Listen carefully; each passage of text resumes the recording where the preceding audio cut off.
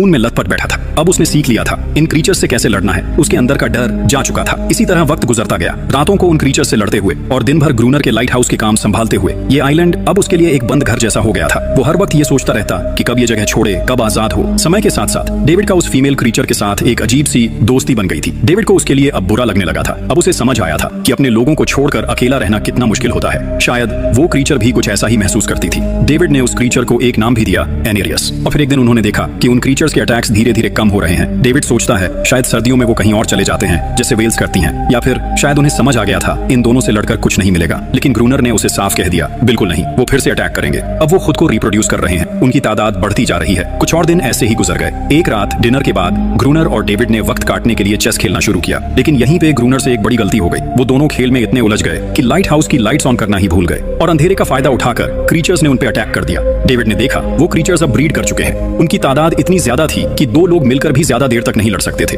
Guns के bullets भी almost खत्म हो चुके थे। किसी तरह बचते बचाते वो लाइट हाउस के टॉप तक पहुंच गए। लेकिन इस बीच ग्रूनर के पैर में गहरी चोट लग गई। वो क्रीचर्स लाइट हाउस में घुसने की कोशिश कर रहे हैं और डेविड और ग्रूनर को कहीं से भी बचने का रास्ता नजर नहीं आ रहा। उन्होंने हार मान ली, लेकिन खुशकिस्मती से सुबह हो गई थी। जैसे ही सूरज धीरे धीरे उभरता है, वो क्रीचर्स लाइट हाउस छोड़ के समुद्र में वापस चले जाते हैं। अनारियस ग्रूनर के जख्म को ठीक करने की कोशिश करती है, लेकिन अब तक डेविड को समझ आ चुका था कि वो इन क्रीचर्स के साथ ये लड़ाई जीत नहीं सकते। बुलेट्स भी अब खत्म होने के करीब हैं। उनके पास खाना भी इतना नहीं है कि ये ज्यादा देर तक चल सके। अगले दिन खुशकिस्मती से जब डेविड लाइट हाउस के बाहर इधर उधर घूम रहा था, उसने समुद्र में एक जहाज देखा। वो जल्दी से अंदर से फ्लेयर गन लाया और जहाज को सिग्नल देने गया, लेकिन ग्रूनर ने उसे रोक दिया क्योंकि वो नहीं चाहता कि डेविड यहाँ से जाए। उसी वक्त अनारियस ने ग्रूनर पे हमला कर दिया। वो डेविड को ग्रूनर से बचाना चाहती थी। ग्रूनर किसी को भी ये आइलैंड छोड़ने नहीं देना चाहता। ये आइलैंड उसकी अपनी दुनिया है, जहाँ वो एक किंग की तरह रहता है, एक सर्वेंट है जो उसकी हर बात मानती है। वो इस जिंदगी को छोड़कर शहर वापस नहीं जाना चाहता और वो डेविड को भी जाने नहीं देना चाहता। इतने टाइम से अकेला रहने के बाद अब उसके पास कोई था जिससे वो बात कर सकता था। धीरे धीरे वो शिप डेविड की आंखों के सामने समुद्र में गायब हो गई।